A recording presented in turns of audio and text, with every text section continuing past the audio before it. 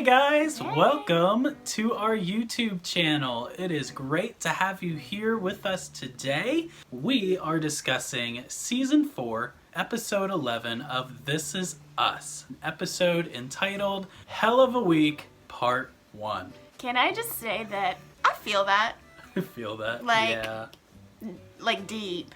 Both of us read that description and we were just like, alright. We kind of pick up right where we left off a little bit. We started off in a flashback, which normally happens when it's going to be a lighter episode. This is one of the first episodes that I can think of where they started off with a flashback, but it was one of the heavier hitting episodes. See, you pick up on stuff like that way more often than I do.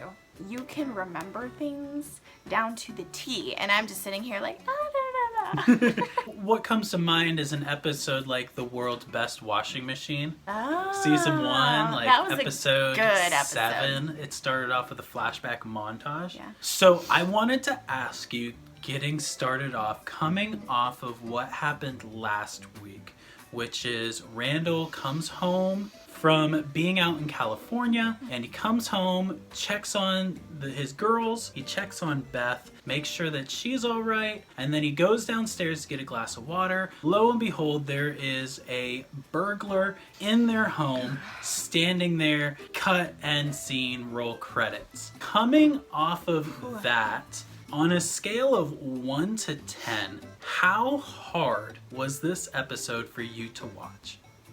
boy. I basically cried through the whole thing. Either that or I hyperventilated the whole time. It was not pretty. Like I'm giving birth again. It was just a very, very hard episode to watch because for the last couple years I have noticed just a ton of anxiety in my life, basically based on fear. And that's what this whole episode was just, hey, this guy is here in your house. Hey, here he is again. It was probably 12. A 12, okay. It was hard. Which is crazy. We have had, this is 3 episodes in a row that have been very hard to watch.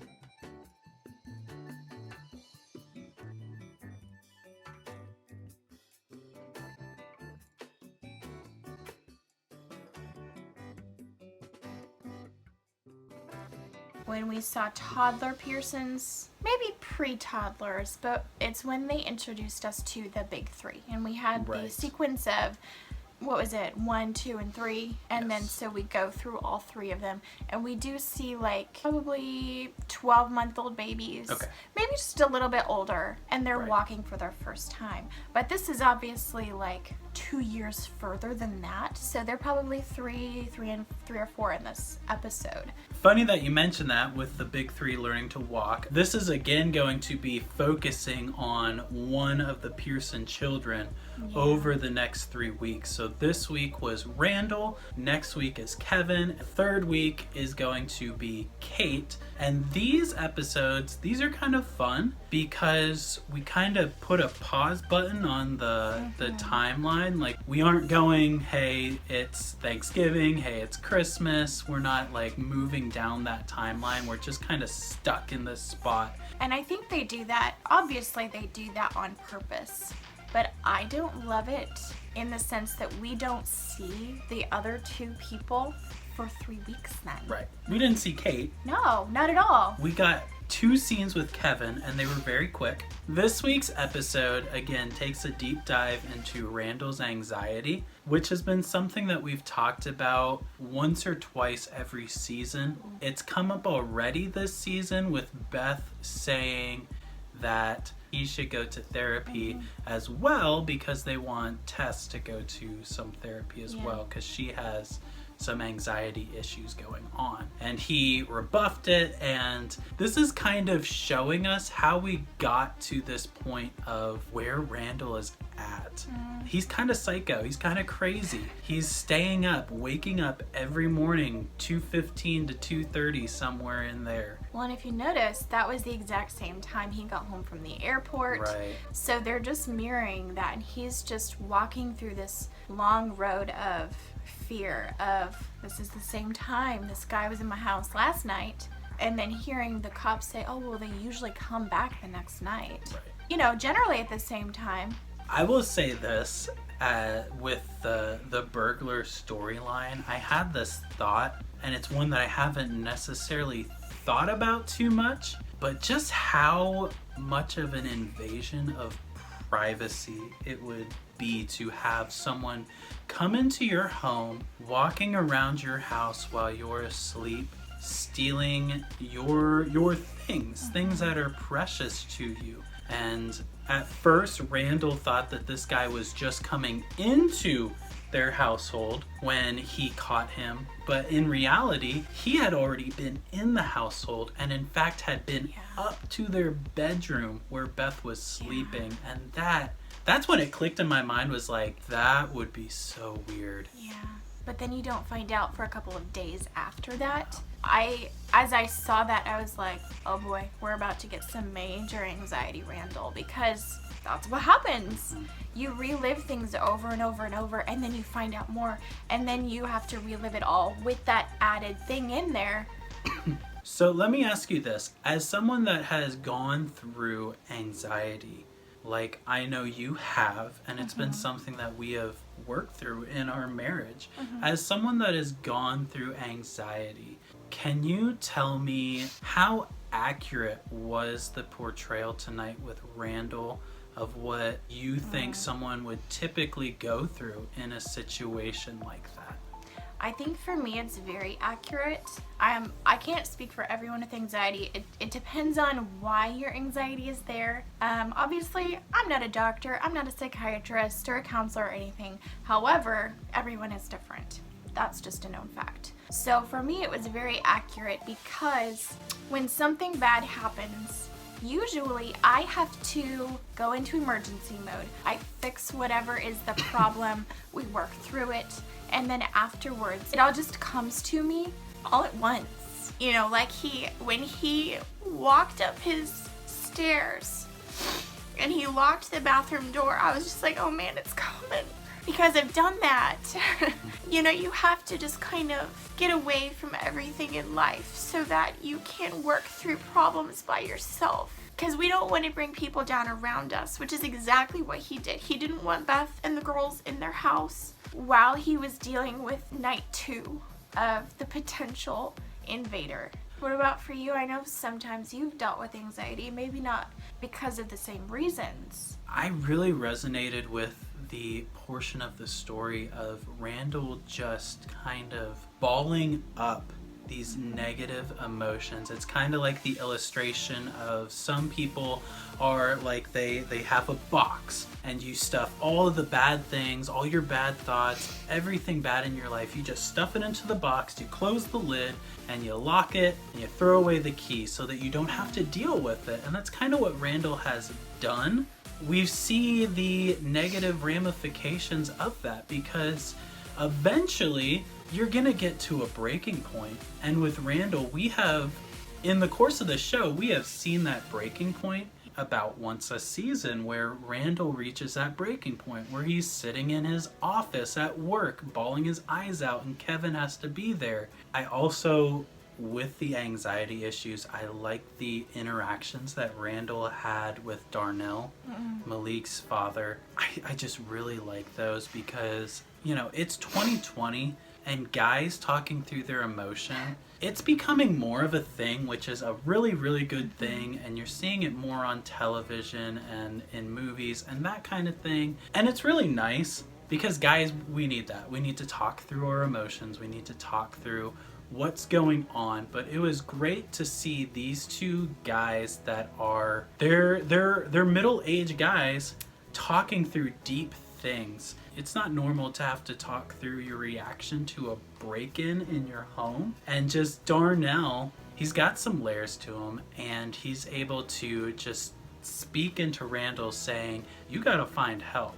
And Randall's response, which is a pretty typical response, is, I'm good, I got running. Running is his box. He stuffs it into, and eventually, you know, we see that kind of leak out when he sees a lady getting robbed, and he jumps in, stops the guy, which is a good thing, but he got him. He started punching the guy, and he punched him 4 or 5 times, way too many times, and just kind of freaked out. And that's when that really big breakdown with him happens. He tries to go back to work, doesn't really work because he's being called a hero, and he doesn't feel like a hero. That's because he knows the emotion behind what actually happens. Yeah. The lady that was saved by him only saw his action. She knows her perception of him, which is, hey, he saved me. He didn't question it, and he tried to get this guy that was trying to hurt me. And that leads us to Randall running to his bathroom in his home and just breaking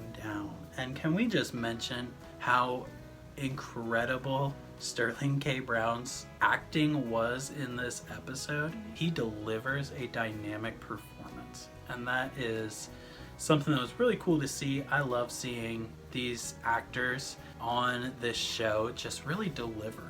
They're top notch. We love them. We love that This Is Us show. So what was your favorite part of this episode? Ooh, I think it was finally when all of the emotion just spewed out. That was just such a... Because the whole time, through the whole episode, you're just building all of this emotion. And a lot of times in the show, it just builds and builds and builds, and then they stop. But this time, it was at least one of those, we get the breakdown now. And so I was able to break down with him. And so that helped me just take in the episode a little bit better and end on a good note. Personally, what was yours? Yeah, I would say my favorite part would be the interactions. We didn't get many of them, the interactions between Randall and Kevin.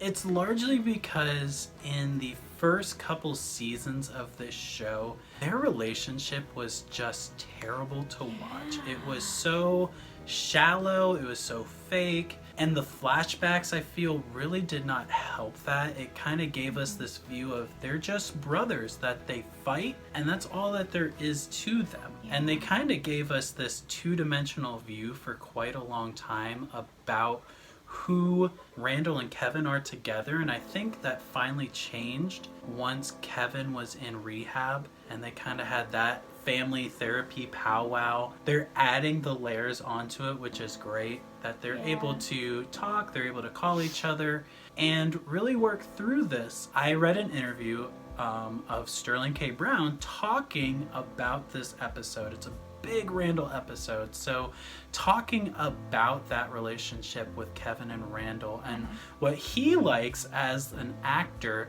is that Kevin is just such a caretaker. For Kevin, he wants to find someone that he can take care of. He's constantly trying to fill that void with shallow relationships, or with bugging his Uncle Nicky forever, or the whole Cassidy storyline. There's so many instances of Kevin kind of overstepping his bounds as a caretaker, but this is one area where I just love to see it. I love to see him and Randall interact. Well, and this is the relationship where it's appropriate.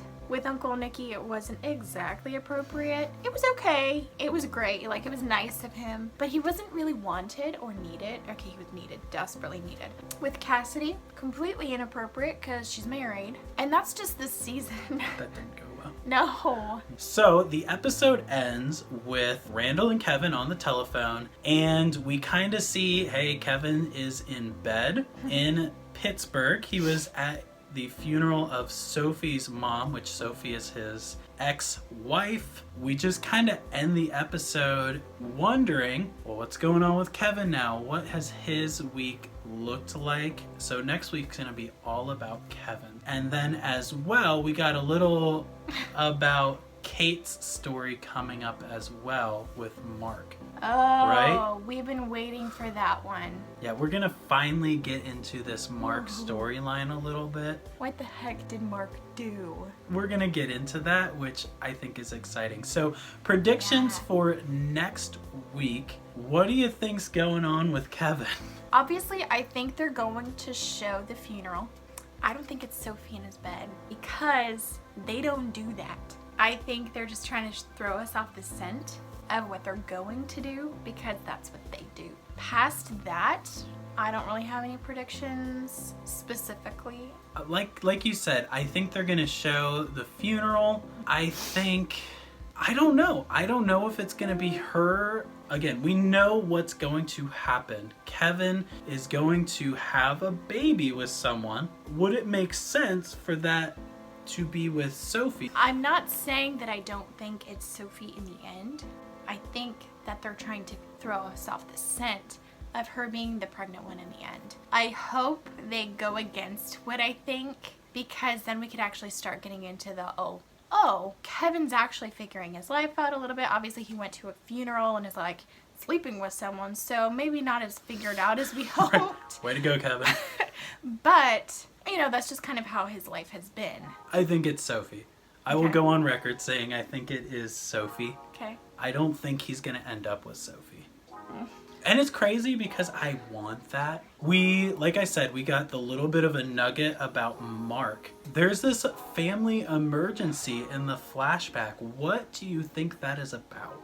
I mean, my original thought right after we finished watching it was they're going to the hospital. I hope I'm wrong in this, but I just kind of got the feeling of they weren't saying anything. They were being really quiet about it as a family because maybe she got raped.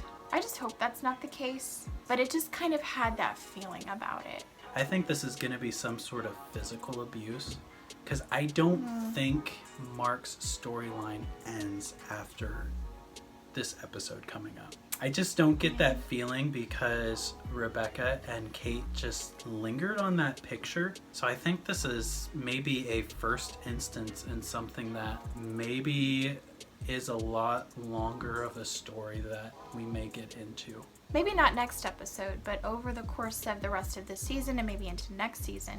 What if this is kind of where Kate gets her legit trauma from? Because she's running to Mark because she lost her dad. And she sticks with him because she's just searching for that relationship in her life that she no longer has. And so she gets beat up by him and then she just stays with him because she misses her dad so very much. And maybe that's why they finally have that moment of, I thought we were okay. I thought it was going to be okay. I thought you were okay. How could I have not seen this? Really, we have no idea. Yeah. They have kept this one very hidden. Which we didn't even know was a thing until the last half of the first half of this season. Yeah.